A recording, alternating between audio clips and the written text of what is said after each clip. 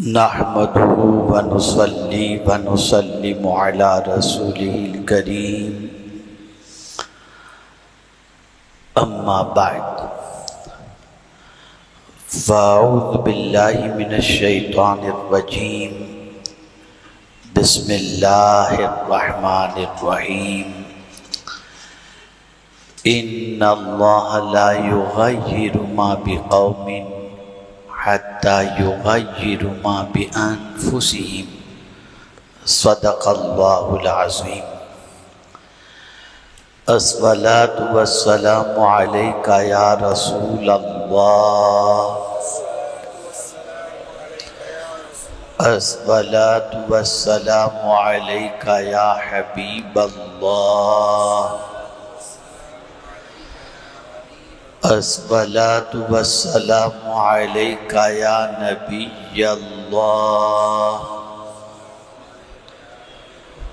الصلاۃ والسلام علیک یا نور اللہ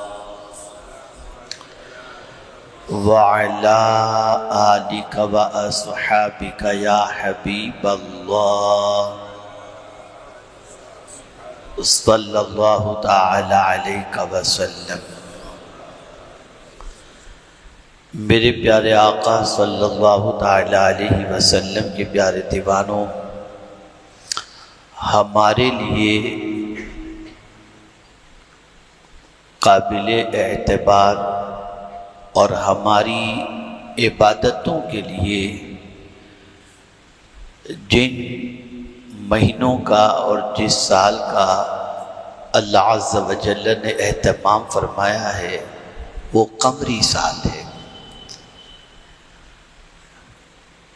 جتنی بھی عبادتیں ہم کرتے ہیں اس کا تعلق اسلامی سال اور اسلامی مہینوں سے ہے، لیکن چونکہ دنیا میں ہم رہتے ہیں اور دنیاوی سارے معاملات وہ انگریزی سال کے اعتبار سے چلتے ہیں، چاہے وہ بچوں کی چھٹی کا معاملہ ہو یا اسکول کے نظام کا معاملہ ہو، چاہے ٹیکس بھرنے کا معاملہ ہو یا کسی چیز کا،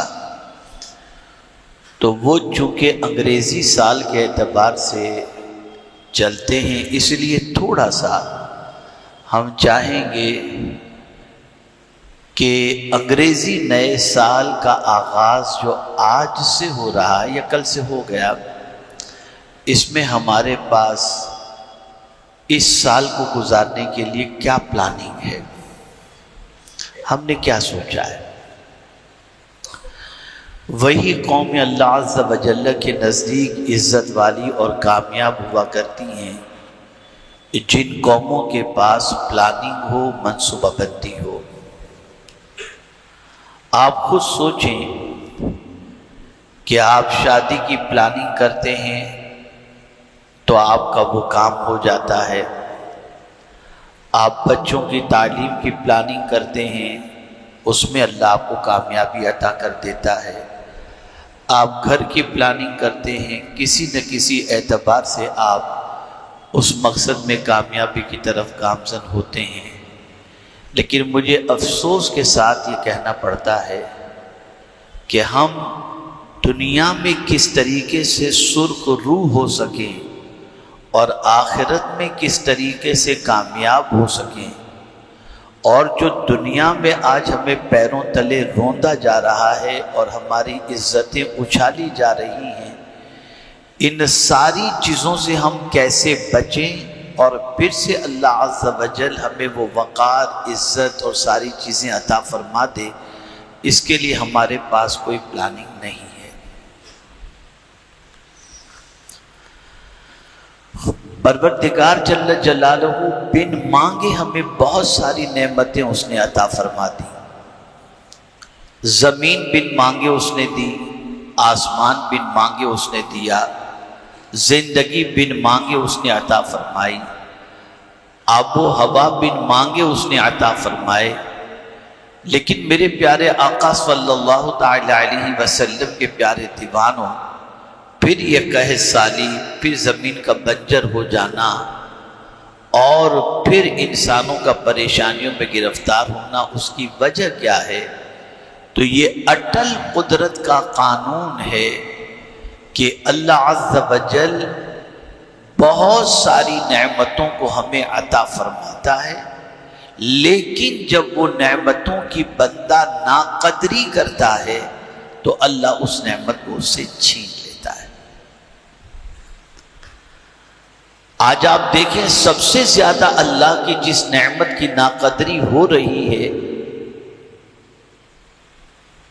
تو میں اگر یہ کہوں تو غلط نہ ہوگا کہ اسلام اور قرآن اور رسول اعظم صلی اللہ علیہ وسلم جیسی عظیم نعمت کے ہمارے پاس ہونے پر ہم اس کی ناقدری کر رہے ہیں۔ آپ مجھے بتائیے، جس دین کو اللہ نے ہمارے لیے پسند کیا، پیدائشی مسلمان اس دین کے بارے میں کچھ نہیں جانتا۔ جس قرآن کو اللہ عز و جل نے نازل فرما کر حفاظت کا ذمہ لیا، اس قرآن کو نہ پڑھنے کا وقت ہے، نہ وہ قرآن پڑھنا مسلمان جانتا ہے۔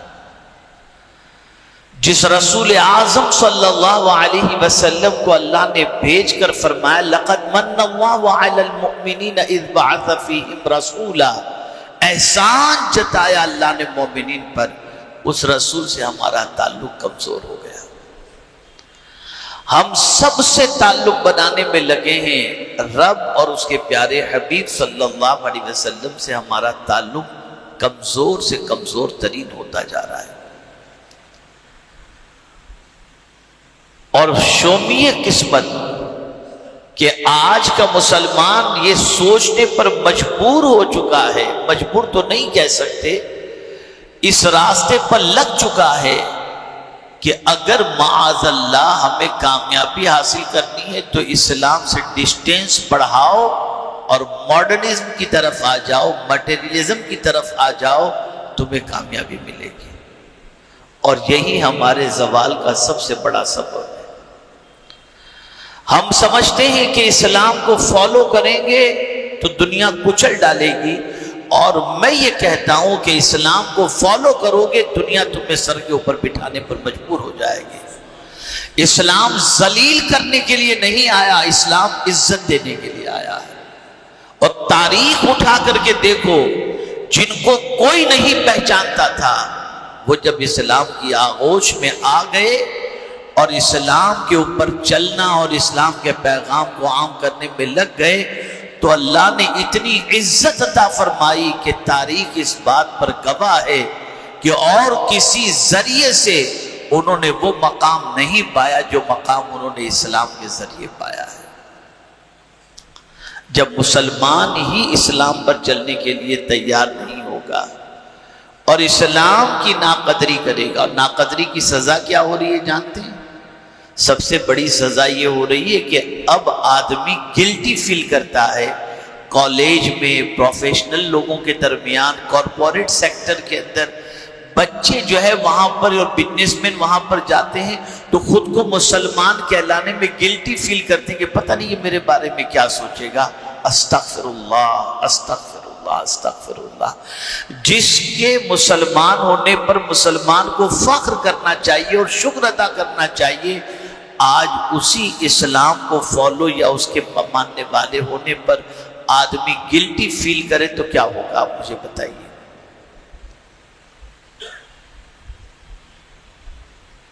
آپ شاید نہیں جانتے، ویسٹرن ورلڈ کے اندر دنیا اسلام کی طرف کھینچی آ رہی ہے۔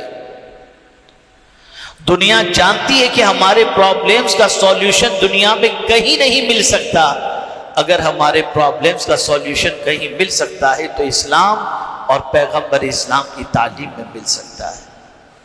اور مسلمان ہے کہ بس اللہ ہی خیر فرمائے۔ یہ قدرت کا اٹل قانون ہے، تم بدلو گے تمہارے حالات بدل جائیں گے، اس کو ذہن میں رکھیے گا۔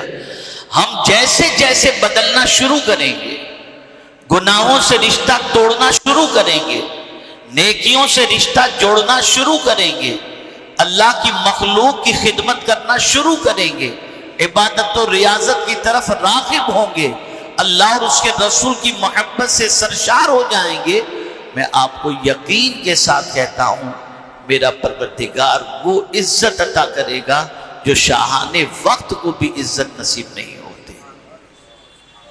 خواجہ صاحب کی زندگی دیکھ لیں، غوث پاک کی زندگی دیکھ لیں، یہ سب کی زندگی اس بات کی غمازی کر رہی ہے کہ اللہ اور اس کے رسول جل جلالہ صلی اللہ علیہ وسلم کی قربت کی بنیاد پر اور ان کی محبت و اطاعت کی بنیاد پر اللہ عز و جل نے انہیں کتنی عزت اور سربلندی عطا فرمائی۔ مسلمانوں اپنی سوچ بدلو، مسلمانوں اپنی فکر بدلو، مسلمانوں اسلام کے سلسلے میں اپنی زندگی کے اندر بار بار احتساب کرو کہ کہیں اسلام کی شمع مدھم تو نہیں پڑ گئی، کہیں ہمارا تعلق ہمارے دین سے ٹوٹتا تو نہیں جا رہا، کہیں ہمارا تعلق اللہ اور اس کے رسول سے کمزور تو نہیں ہو رہا۔ ایک بات سے بتاتا ہوں، آپ کی سمجھ میں آ جائے گی۔ آج ہمارے اس ماحول کے اندر عزت کا ذریعہ ہم نے کس کو سمجھا؟ ہم نے سمجھا کہ لمبی کار ہوگی تو عزت ملے گی، بینک بیلنس ہوگا تو عزت ملے گی، عالی شان محل ہوگا تو عزت ملے گی۔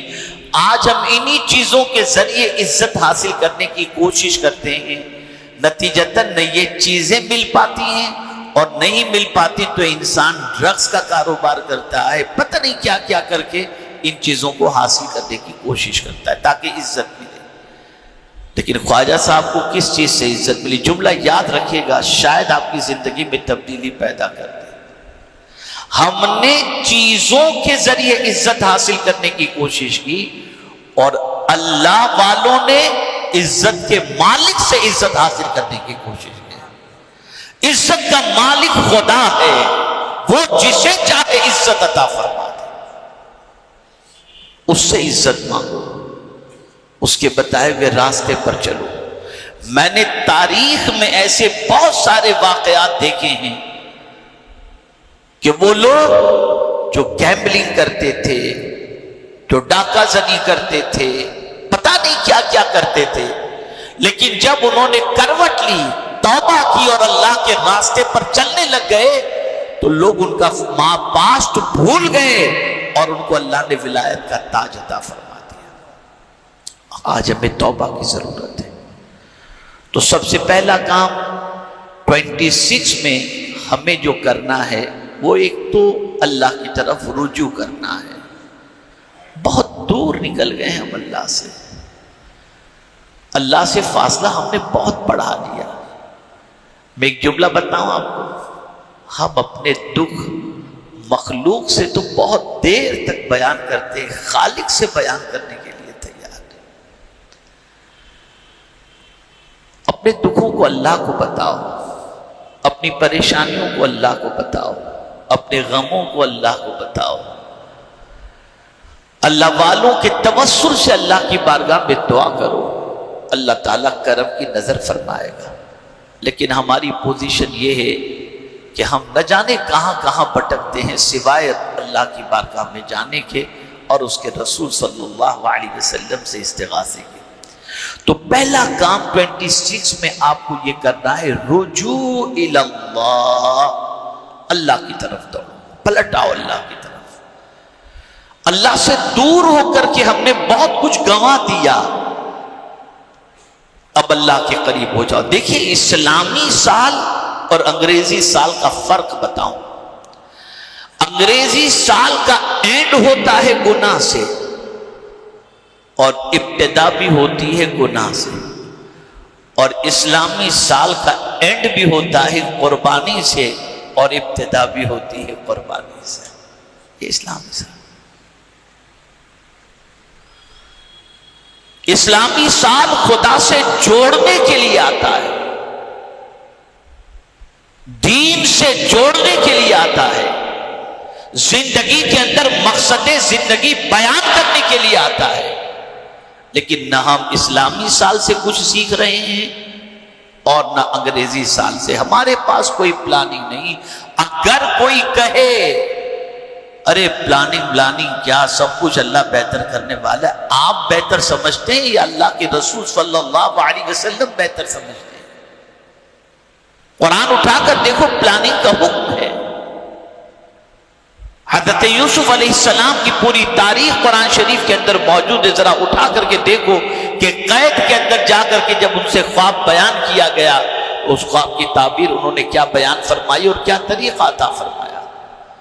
رسول اعظم صلی اللہ علیہ وسلم کی بارگاہ میں حضرت سعد رضی اللہ تعالیٰ عنہ نے عرض کیا کہ سرکار میں اپنا ایک تہائی اپنا مال اللہ کے نام پہ خرچ کرنا چاہتا ہوں۔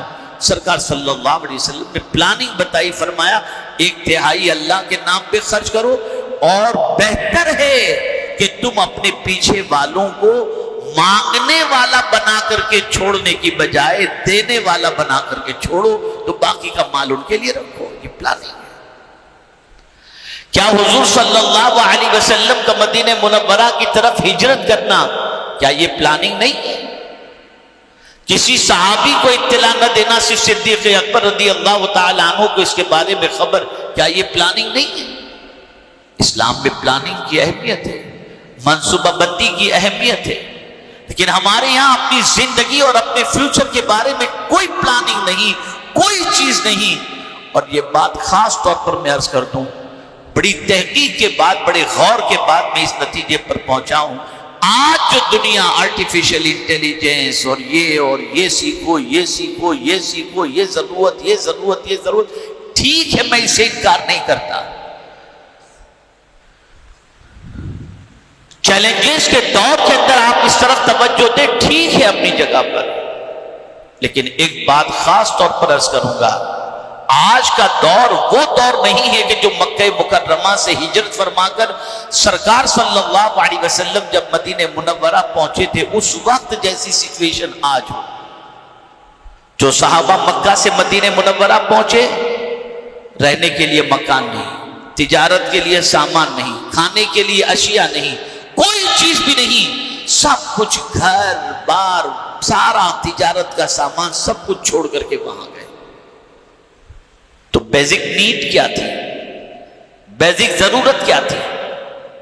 بیزک ضرورت یہ تھی کہ حضور صلی اللہ علیہ وسلم ان کو اس طرف راغب کرتے، کیا عقد مواخات کیا، بزنس میں پارٹنر بنایا، بھائی بھائی بنایا، ایک دوسرے کا انتظام رہنے کھانے پینے کا کیا۔ لیکن جب میں مدینہ منورہ کا جمعہ کا پہلا خطبہ حضور کا پڑھتا ہوں تو میرے رونگٹے کھڑے ہو جاتے ہیں، اور اس سے آج کے دور کے اعتبار کی فکر کا موازنہ میں جب کرتا ہوں تو مجھے لگتا ہے کہ ہم شاید کہ بہت ساری چیزوں کی طرف راغب کر کے اس اصل سے اپنے چہرے کو پھیر رہے ہیں۔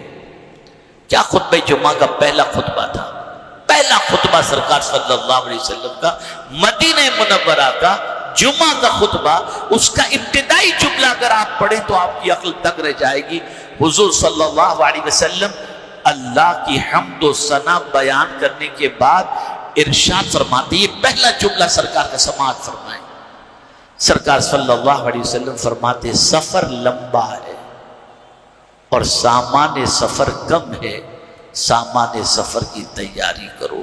یعنی پہلا جملہ حضور یہ فرما رہے ہیں کہ آخرت کی تیاری کرو، وہاں کا سفر لمبا ہے اور وہاں کے لیے اپنے پاس سامان سفر نہیں یا کم ہے۔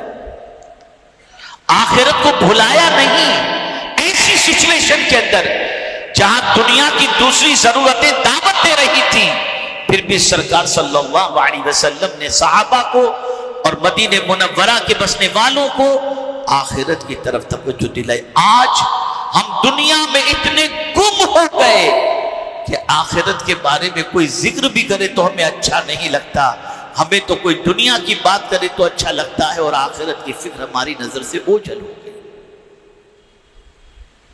عرض کرنے کا منشا یہ، سب سے پہلا کام اللہ کی طرف رجوع کرو، اللہ کی طرف پلٹ آؤ، اور یہ پلٹ آنا ہی اللہ عز و جل کی بارگاہ سے آنے والے عذاب سے بچنے کا سب سے بڑا ذریعہ ہے۔ دوسرا کام رجوع الی الرسول، سرکار کی طرف پلٹ آؤ، آ جاؤ رسول اعظم صلی اللہ علیہ وسلم کی طرف۔ ان کی تعلیمات کی طرف، ان کی محبت کی طرف، ان کی عقیدت کی طرف. اس لیے کہ جملہ یاد رکھیے گا، حضور کی محبت غلاموں کو کمزور نہیں طاقتور بناتی ہے.